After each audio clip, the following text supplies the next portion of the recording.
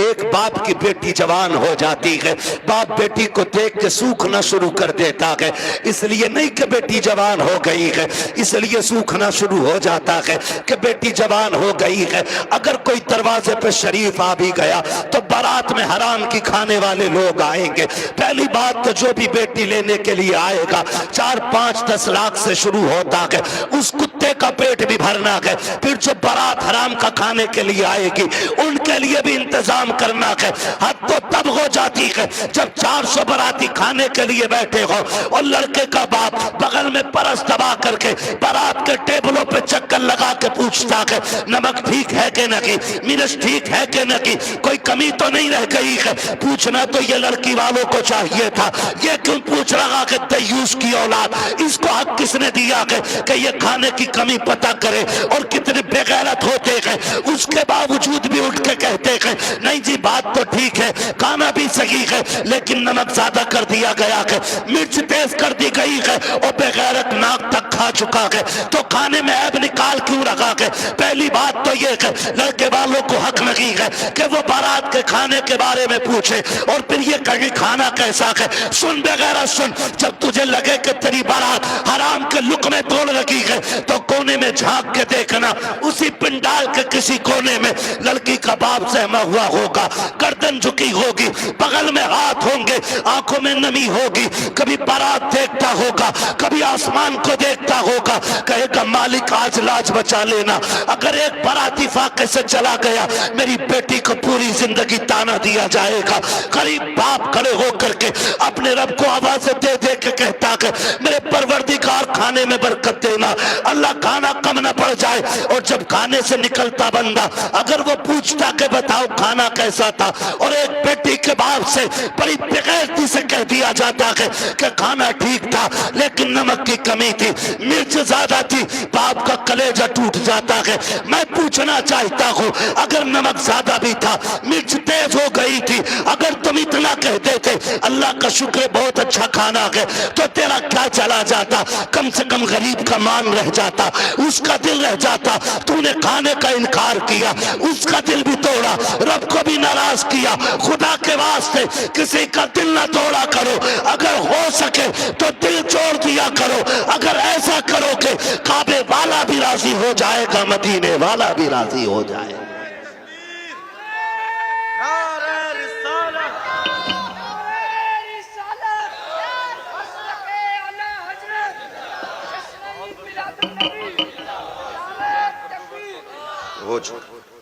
तवज्जो है सारे लोगों की, जरा कह दे या रसूल अल्लाह। खाली जलसे करने से कुछ नहीं होने वाला, तुम्हारी बेटियां मुर्तद हो जाएं, भाग जाएं गैर के साथ और तू तस्वीर लेके बैठा रहे। इस्लाम इसकी इजाजत नहीं देता है, इस्लाम इसकी इजाजत नहीं देता है। हर वो रास्ता बंद करो जो हमारी बेटियों को मुर्तद होने पे मजबूर कर रहा है। फला की गई हमारी थोड़ी गई ना, एक की गई तो सबकी चली गई। हो कहां पे तुम्हें पता है? सोशल मीडिया चेक करो, लड़कियों से कलमा पढ़वाते हो, मुसलमान की प्रूफ क्या है? सूरह इखलास पढ़ रही है बच्ची, तो बताना मकसद ये नहीं होता है कि अब्दुल रशीद की बेटी है देखो कलमा पढ़ रही है। वो ये बताना चाहते हैं मोहम्मद अरबी की दीन का कलमा पढ़ने वाली हमारे धर्म में आई है। हिसाब देना पड़ेगा कयामत में इसका कि तेरे दरवाजे पे दौलत रख के घुन गई और गरीब की बेटी मजहब छोड़ के चली गई, तूने दीन के लिए क्या किया था? ऐसे लोगों की दौलत को अल्लाह सांप बना के गले में डालेगा और तब कोई पीर बचाने नहीं आएगा। लिखो मेरी बात, तेरे किए का तुझी को भरना है। रस्में बना लिए, अब्बा दफन हो रहा, बेटा कब्र पे खड़े हो कह रहा मेरे अब्बा की गलती हो तो माफ कर देना। क्यों? तू कौन होता माफी मांगने वाला? गलती बाप ने की थी, माफी बाप को मांगनी चाहिए। अल्लाह कहता मुंह बंद कर, किताब बंद हो गई उसकी गलतियों का हिसाब उसे देना, आप तुझे नहीं। आने दे, इस दिन का मेरा ऐलान था, कब्र में लिटा के इतना तोड़ूंगा कोई बचाने वाला नहीं मिलेगा। आज आ गया है वो दिन। मेरे बाप की गलती माफ कर देना, थप्पड़ तेरे बाप ने मारा था गरीब के, तूने नहीं मारा था। कमजोर को जलील तेरे बाप ने किया था, तूने नहीं किया था। माफी तेरे बाप को मांगनी चाहिए थी। रस्में बना लिए, खाली रस्में। यही मर्दों के हाल है, और औरतें भी कम थोड़ी है। मर जा तो उसके कपड़े नोच लेती है। हाय जी माफ कर जाओ, हाय जी माफ कर जाओ, अब कुछ नहीं होने वाला। जीते जी एक दूसरे से माफियां मांग लो, जीते जी एक दूसरे से अपनी गलतियों का निपटारा कर लो, वरना कोई बचाने वाला नसीब नहीं होगा, कोई बचाने वाला नहीं मिलेगा। इसलिए कि हुकूकुल इबाद का मामला बड़ा सख्त है, बड़ा सख्त है। अपनी सी कोशिश तो करो यार। आका फरमाते तू अपनी सी कोशिश कर, फिर जहां नहीं बनेगी वहां बात बनाने के लिए मैं आ जाऊंगा। आला हज़रत फरमाते वुसअतें दी हैं खुदा ने दामन महबूब को, जुर्म खुलते जाएंगे आका। आका मैं फ्री में जन्नत नहीं बांट सकता, माफ कीजिएगा। अगर फ्री की जन्नत के लिए बैठे हो तो मेरी जन्नत नहीं, जन्नत हसनैन के नाना की है। जन्नत उसे मिलेगी जिसे हुजूर चाहेंगे, लेकिन हम अपने आप को बदलें। कितने लोग जन्नत में जाना चाहते हैं? नौजवान बताएं, नौजवानों को मैंने हाथ उठवाएं। जिनके निकाह हो गए वो हाथ नीचे कर लें, जिनके नहीं हुए वो हाथ ऊपर रखें। जिनके नहीं हुए ठीक है ना, अब हाथ नीचे कर लो। आप इतने लोग यहां बैठे, बताओ जन्नत में जाना चाहते हैं कि नहीं हम लोग? एक आसान तरीका बताऊं, आसान तरीका यह है, बिना डिमांड किए किसी गरीब की बेटी को अपने घर की इज्जत बना लो। तुम्हें मरने में देर लगेगी, रब को कब्र को जन्नत बनाने में देर नहीं लगेगी। हाँ, कितने लोग वादा कर रहे हैं इंशाअल्लाह जहेज की डिमांड नहीं करेंगे। क्या बात है, सलामत ने हुजूर आपके हाथ देखें, अल्लाह करे इस महफिल की। उन्होंने नीचे कर लिया हाथ। हाँ, नहीं वो लगने गई होगी, अब्बा ने कही होगी मुंह तोड़ दूंगा तो बुलेट ना मिली तो। अब्बा भी बड़ा बेगैरत होता, हाथ नीचे करो, अब्बा याद आ गया। 1 मिनट नहीं बैठागा अब्बा को बुलेट पे ये, और अब्बा लिस्ट में सबसे ऊपर बुलेट लेके घूम रहा। हाँ, 1 मिनट नहीं बैठागा बुलेट पे अब्बा को, और अब्बा के हाथ में इतनी लंबी लिस्ट है। पिलाई पूछ लिया बेड में क्या इंची वाली है, 1 दिन नहीं बैठेगा बुढ़ा बेड पे। और गरीब का जीना हराम करने में सबसे आगे है। नहीं अब्बा ही कर रहा है, तो कितने लोग जन्नत में जाना चाहते हैं? नौजवान जरा बताएं, मैं आसान तरीका बता रहा हूं। सारे जाना चाहते हैं ना? हाथ नीचे कर लो, खुदा सलामत रखे। पूर्व ससुर के देने से नहीं पड़ती है, किसके देने से पड़ती है? बहुत कमजोर लोग हो यार। हमारा रब कौन है इतना पता है ना, तो फिर बोलो किसके देने से पूर्व पड़ती है? तो ससुर से मांगना चाहिए कि अल्लाह से? बोलो किससे? तो इसे कुत्ता ना कहूं जो ससुर के आगे यूं कह रहे हैं 10 लाख चाहिए, कोई दिक्कत ना ना। कुत्ता वो खाता जो फेंका जाता है, और ये कुत्ते से बदतर है जो छीन के ला रहा है। कितने ऐसे लोग हैं ना, कितने होशियार होते हैं, इतने होशियार होते हैं। रिश्ता करा दो साहब, कोई डिमांड करना ना, कुछ ना, खाली लड़की दिलवा दी। खाली लड़की मिल गई, फिर बिचौली आके कहता सुनो कि हाँ कि लोग बड़े अच्छे शरीफ हैं, कुछ भी ना मांग रहे, लड़की कह रहे लेकिन यार तुम कुछ गैरत करियो। बिचौलिया भी बड़ा बड़ा बना हुआ पड़ा। अगर इसकी कुटाई का नंबर आ गया ना तो कोई बचाने वाला नहीं मिलेगा। कोई बिचौलिया, सबको नहीं कह रहा हूं, जो अच्छे वो तो अच्छे ही है। एक दूसरे का मुंह ना देखा करो, मुझे दोनों ही चोर लगते हैं। फिर तो कह रहा तुम्हें पता है लोग तो बहुत अच्छे हैं, लेकिन थोड़ा सा ख्याल करियो। क्या ना, गाड़ी कौन सी निकाल ले? तो गरीब बंदा कह रहा है कि हाँ स्प्लेंडर निकालने कि ना वो लड़का कह रहा था यार वो बुलेट हो जाती ना तो अच्छी थी। ऐसे भीख मांग रहा, कैसे फेर डाल के भीख मांग रहा।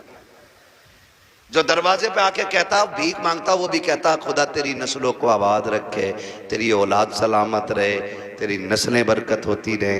हैं भीख मांगने वाला भी ये कह रहा और ये डायरेक्ट कह रहा ना बुलेट हो जाती तो अच्छी थी। लड़के का मन जो है ना थोड़ा बुलेट को हो रहा, और तुम पे ना हो पैसे तो हमसे ले लो। तो लड़की वाला गैरत करके कहता ना यार हम ही डाल देंगे। इसका काम सीधा बुलेट करवा दी एक बार में। जब शादी के 4 दिन रह गए तो कह रहा खाने में क्या दे रहे हो? सुना खाली कोरमा कर रहे हो, क्यों कबाब खागा? बेगैरत कहीं का कह रहा कोरमा कर रहे हो खाली, क्यों? उसकी कलेजी भुनवा ले लड़की के बाप की। बेटे पैर थोड़ा जलसा है। कह रहा खाली कोरमा कर रहे हो? कि हाँ कहना वो ये कह रहे थे ना बिरयानी भी हो जाती और थोड़ा हलीम और बढ़ा दियो। अब तो ये चल ही रहा, फेफड़े निकाल दिए बेटी वालों के, ऐसी कंडीशन कर देते।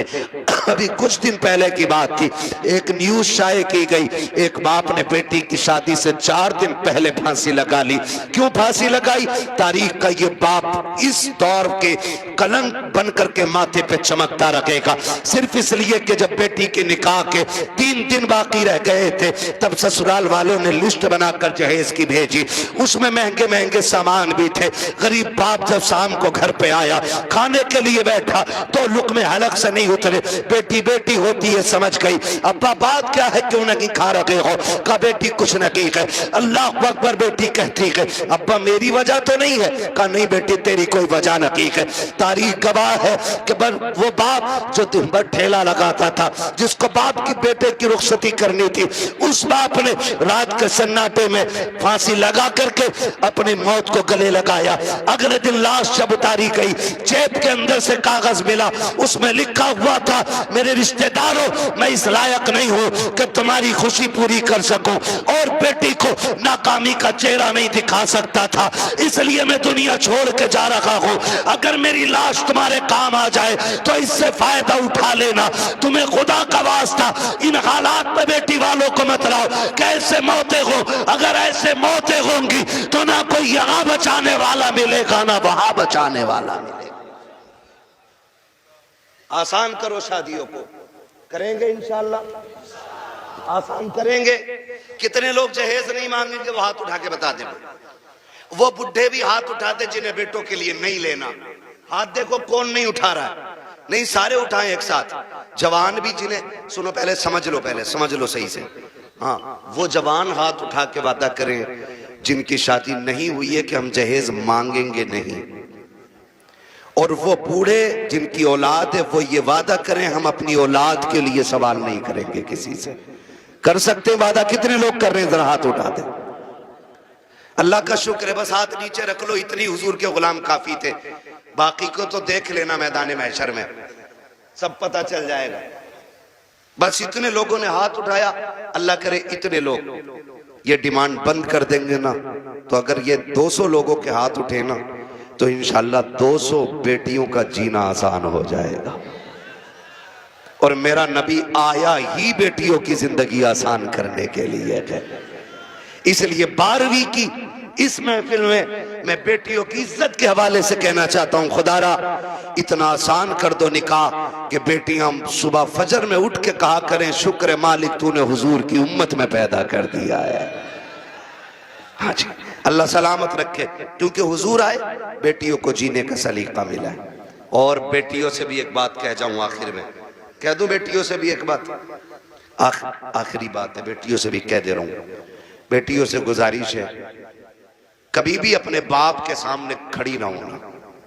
खड़े होने का मतलब यह है कभी बाप के मुकाबले में ना आना। कभी ऐसा नहीं होना चाहिए कि बाप के जायज फैसले पे तुम इनकार करो। कभी ये मत कहना, आज जो रस्में चल गई है ना, जो कुछ नकाब पहन के सोशल मीडिया पे बच्ची आई, या आप देखें प्रेस कॉन्फ्रेंस में आके कहती हैं कि हमारी आजादी हमारा हक है। हम नकाब क्यों पहनेंगे? हमें जरूरत नहीं है।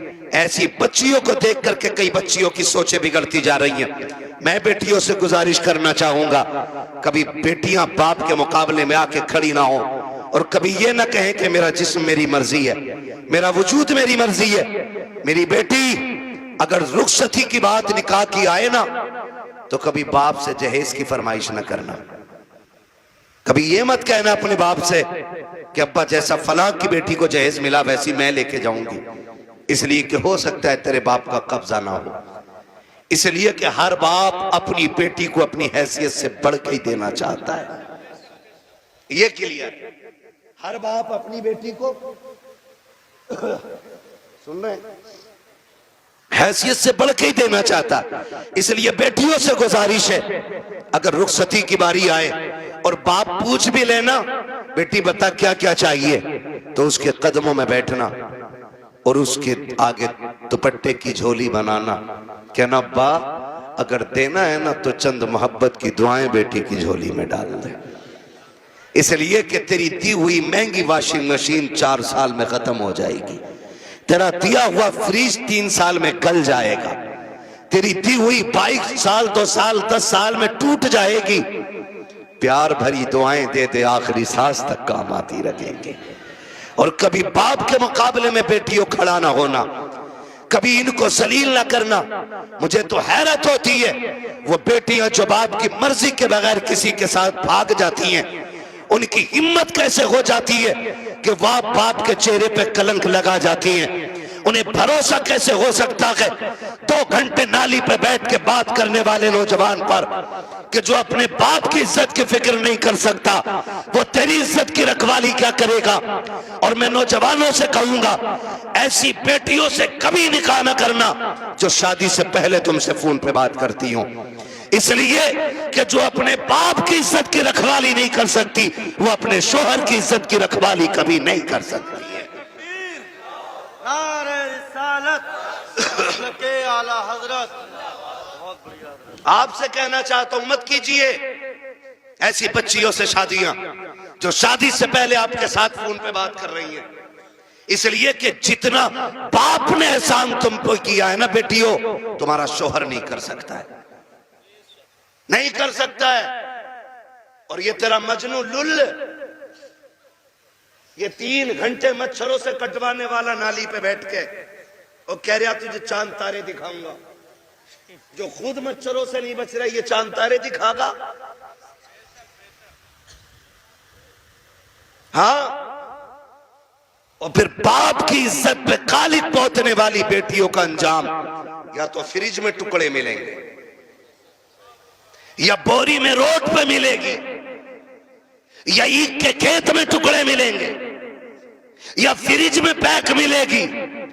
इसलिए कि लव मैरिज के अंदर कितने दिल तोड़े जाते हैं, कितनों की इज्जतें उड़ाई जाती हैं, कितने दिलों से खिलवाड़ होता है, ये कोई नहीं जानता है। इसलिए इस तरह की शादियों पे लानतें बरसा करती है। अरेंज मैरिज कर, माँ बाप की मर्जी से कर, खुदा की कसम जिसमें सबकी रजा होती है उसी में खुदा की रजा होती है।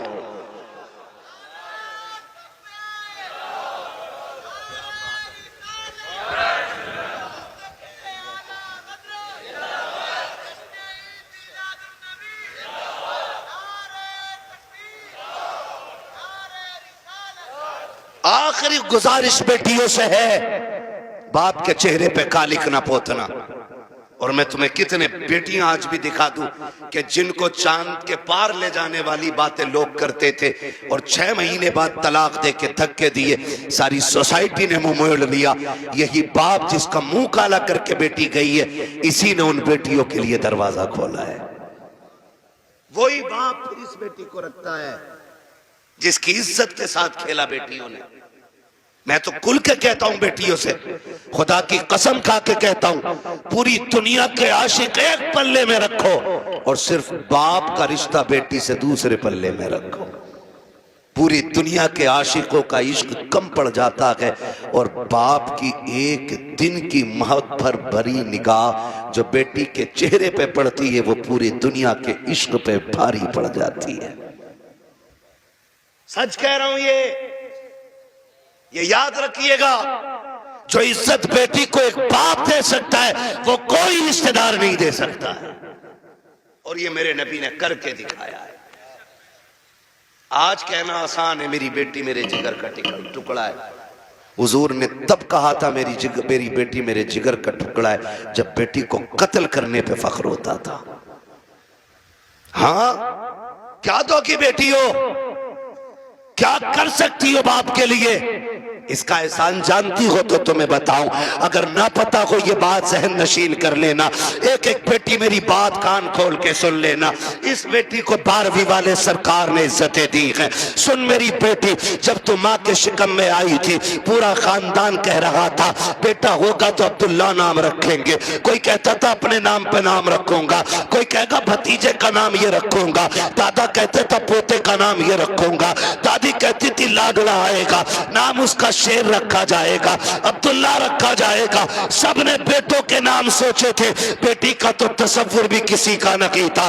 जब वक्त ऊपर हुआ विलादत के वक्त से तेरी माँ को हॉस्पिटल ले जाया गया, चचा ने कहा कि ऑर्डर दे दो जल्दी से मीठा बन जाए, भतीजा आने वाला है। पूरे खानदान में खुशियां थी, लेकिन अचानक हॉस्पिटल से फोन आया कि बेटी आई है। चचा का चेहरा उतर गया, दादी का चेहरा उतर गया, दादा बिस्तर पे गिर गया। वो जो मीठे बने थे लोगों ने ऑर्डर कैंसिल कराए। दुकान वालों ने कहा क्यों नहीं लेता, कहा बेटा आता तो लेता, भतीजा आया के इसलिए मीठा नहीं चाहिए।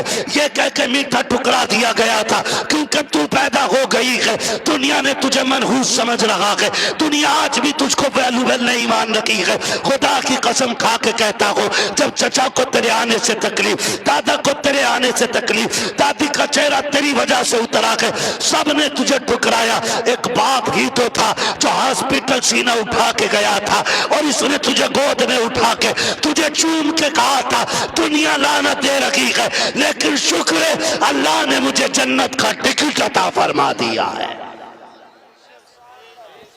सबसे पहले जिसने तुझे अपनाया वो तेरा बाप था।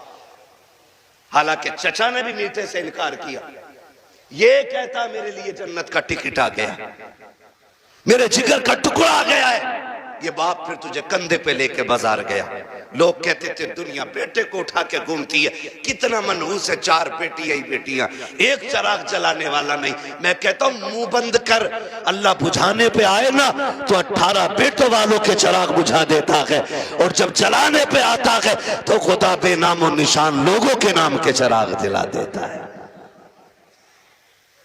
कह रहा एक भी नहीं चिराग जलाने वालों, खाली बेटियां ही बेटियां हैं। तो पता बाप क्या कहता था? बाप फखर से कहता था बस कर, तुझे नहीं पता मुझे बेटी में बेटा नजर आ रहा है, मुझे बेटी काफी है। ये कह के बाप तुझे 18 साल पलता रहा, और आज किसी की मोहब्बत ने तुझे ऐसा बहकाया कि उसी बाप के माथे पे कालिक पोत गई बेटी। खुदा के वास्ते बेटियों से गुजारिश हूं करूंगा, कितनी भी बड़ी तुम्हें कोई स्कीम, कोई ऑफर तुम्हें कोई करे, कभी किसी की नहीं सुननी है। अपने बूढ़े बाप के सफेदी के लगे हुए बालों को देखना है, अपने बाप के लगे हुए टोपी के पैबंद को देखना है। इसलिए कि करोड़पति बाप का बेटा तुम्हें चंद दिन ऐश करा सकता है, फिर तुम्हें एक जूती से ज्यादा औकात नहीं देगा। वो भी अपने बाप के घर में रह, भले चटनी से खाएगी, रोजाना शहजादी बन के रोटी खाया करेगी। इसलिए बेटियों से गुजारिश है बाप के चेहरे पे कालिक न पोतना।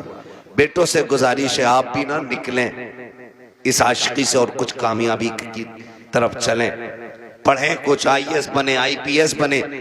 अब याद रखिएगा फतह उनकी होगी जो इल्म वाले होंगे, कामयाब वो होंगे जिनके पास तालीम होगी। अब दौर बम बारूद का नहीं, अब दौर कलम का है।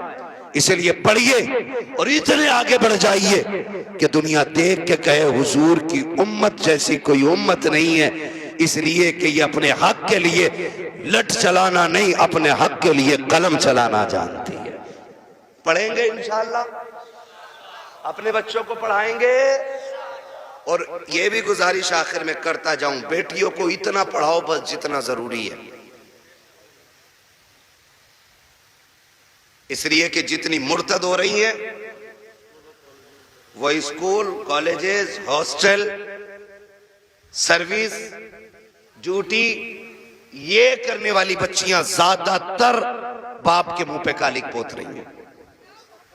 मुझे एक बात बताओ, अगर तुम्हारी बेटी आईएएस बन भी गई या उस डिग्री को हासिल कर लिया और उसने बाप का मुंह काला कर दिया, तो लानत हो ऐसी डिग्री पे।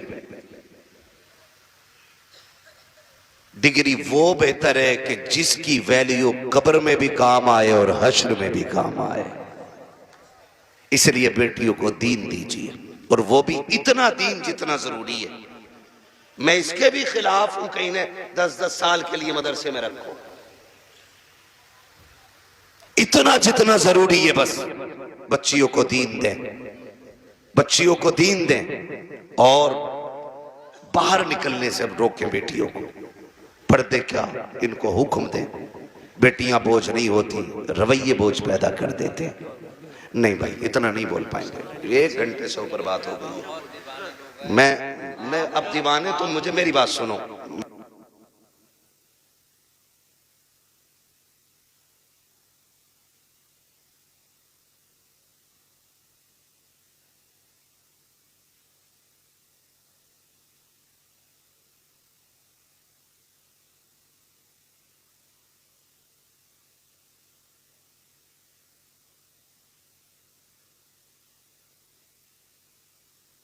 ना वो बात लंबी हो जाएगी, ठीक है ना।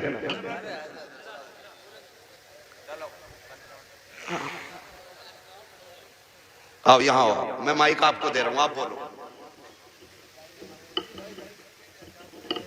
हाँ हाँ, अच्छा